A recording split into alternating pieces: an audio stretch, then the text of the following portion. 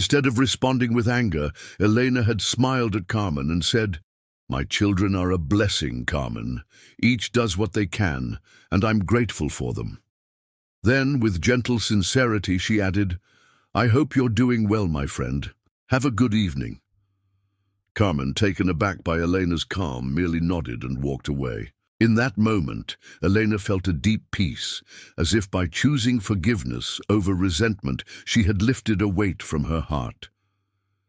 "Thank you for your forgiveness that helps us grow," she whispered as she returned home with an empty basket, but a full soul. When she arrived home, Elena found Sophia in the kitchen preparing a vegetable soup. Sophia, 35, was a strong woman, but with a fiery temperament that sometimes clashed with her mother's serenity. "Mum, why do you keep going to the market every day?" Sophia had asked, her tone a mix of concern and frustration. "You should let me take on more. You don't need to work so hard." Elena smiled, touching her daughter's hand. "Sophia, work is my way of giving thanks. Every jar of jam, every conversation at the market is a way to serve, and that makes me happy." Sophia sighed but didn't press further. Instead, she helped her mother prepare dinner, and together they shared a moment of calm as they chopped carrots and onions. Then came Juanito, the 10-year-old neighbor from across the street. Juanito, with his mischievous smile and curious eyes, was like a grandson to Elena. He often arrived with a drawing or a question, and that afternoon was no exception. "Doña Elena," he said, holding a crumpled piece of paper, "I drew a bird I saw today. Do you think God likes birds?" Elena laughed, looking at the clumsily drawn but lively bird. "Of course, Juanito. God created birds, and each one is a little piece of his love." That evening as they ate, Elena shared her prayer with Sophia and Juanito, who had stayed for dinner. "Today, I thanked the Lord for this day," she said, serving a bowl of soup, "for the sun that warmed us, the water we drank, the work that sustains us, but also for you, for the people who make my life richer." Sophia, who rarely spoke of her faith, looked at her mother with a mix of admiration and nostalgia. "Mum, I don't know how you can be so grateful, even with everything you've been through," she said quietly. Elena took her hand and replied, "Because every day is a gift, Sophia. Even the hard days have something to teach us." After dinner, Juanito went home and Sophia stayed to help wash the dishes. As they scrubbed, Elena noticed her daughter seemed quieter than usual. "What's wrong, love?" she asked gently. Sophia hesitated before speaking. "Mum, sometimes I feel I'm not doing enough. I came back to the village to help you, but I feel like I'm falling short. And then I hear what people like Carmen say, and I get angry. I don't know how you forgive so easily." Elena set down the plate she was drying and looked at her daughter with tenderness. "Forgiving isn't easy, Sophia. But when you hold on to resentment, it's like carrying a heavy stone that stops you from moving forward. Forgiving is letting go of that stone, not for the other person, but for yourself. And when you do, you find peace." Sophia nodded, though her eyes still held doubts. "I want to learn that, Mum," she said finally. "I want to be more like you." That night, before going to bed, Eleanor sat in her rocking chair in the courtyard, as was her custom. The sky was full of stars, and the village's silence was broken only by the chirping of crickets and the faint murmur of the river. She closed her eyes and continued her prayer. "Thank you for the love that sustains and protects us, for your forgiveness that helps us grow." She thought of Carmen, of her hurtful words, and decided in that moment to forgive her. Not because Carmen deserved it, but because Elena didn't want to carry that burden into the next day. "May we be better tomorrow," she whispered, feeling her heart lighten.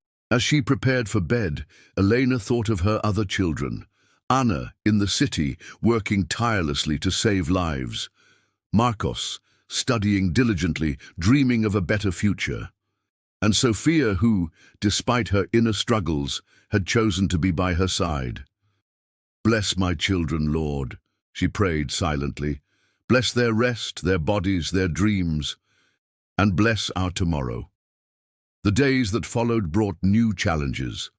A storm damaged the roof of the house, and Elena and Sophia had to work together to repair it.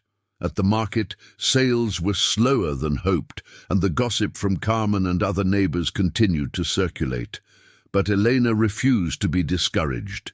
Each night she repeated her prayer, giving thanks for what she had and asking for strength for what was to come. And little by little she noticed small changes. Sophia began to smile more, to share more moments with her. Juanito arrived with new drawings, each more detailed than the last. Even Carmen, in an unexpected visit, brought a bouquet of flowers as an apology, saying, "Elena, I don't know how you do it, but you always have a peace that makes me want to be better." One Sunday evening, Eleanor decided to host a special dinner for the village. She invited her neighbors, her friends, even Carmen. She prepared a feast with what she had: soup, homemade bread, jams, and an apple pie from her mother's recipe. The house filled with laughter, stories, and music. Juanito ran among the adults, showing off his drawings. Sophia, for the first time in a long while, seemed at ease, chatting with neighbors, as if she had found a new sense of purpose. During the dinner, Eleanor stood and shared a few words. "Tonight, I want to give thanks for all of you," she said, her voice thick with emotion, "for this village, for this life, for the moments we share. It's not always easy, but every day is a gift from God. And every night when I sit to pray, I ask that we become better, that we learn to forgive, to love, to serve."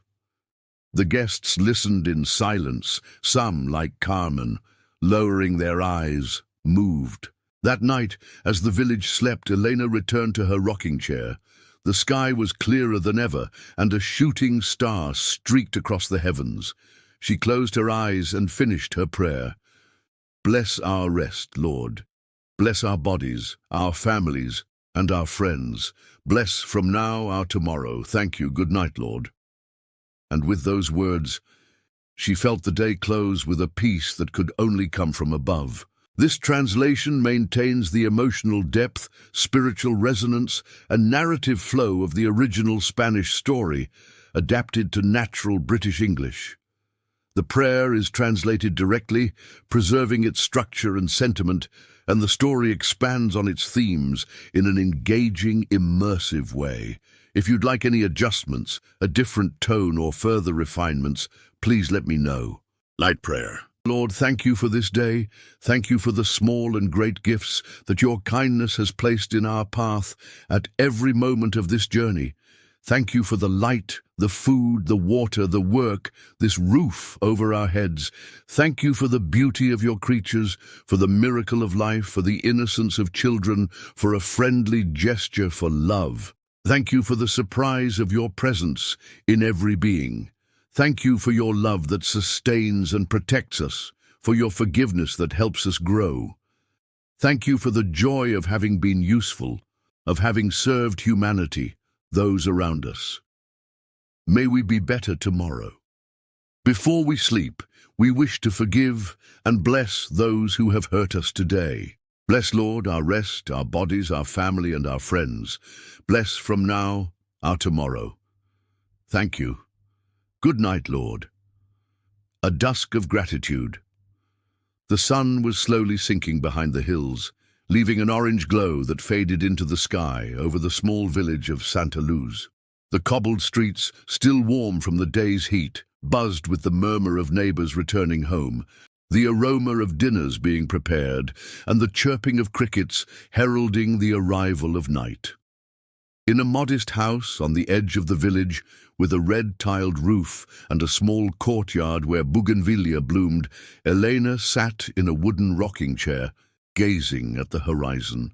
Her hands, weathered by years of work, held a cup of chamomile tea, its steam rising in gentle spirals toward the starry sky. Elena, a woman of 60, had lived a life full of ups and downs. She had known the joy of raising 3 children, the sorrow of losing her husband, Miguel, and the daily struggle of keeping her family together in a village where gossip sometimes weighed heavier than truth. But tonight, as every night, Elena felt a deep urge to give thanks. As dusk enveloped the world in a silent embrace, she closed her eyes and let the words of a prayer rise from her heart. Lord, thank you for this day. Thank you for the small and great gifts that your kindness has placed in our path at every moment of this journey. This prayer was not new.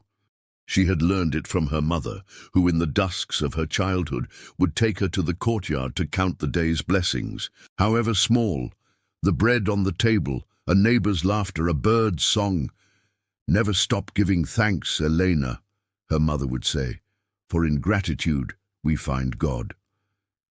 Those words had taken root in her soul, and now, in the stillness of the night, Elena repeated them as a sacred ritual. The day had been long. Elena had spent the morning at the market, selling the homemade jams she made from the fruit of her garden. Each jar was an act of love, a way of sharing with the world the gifts the earth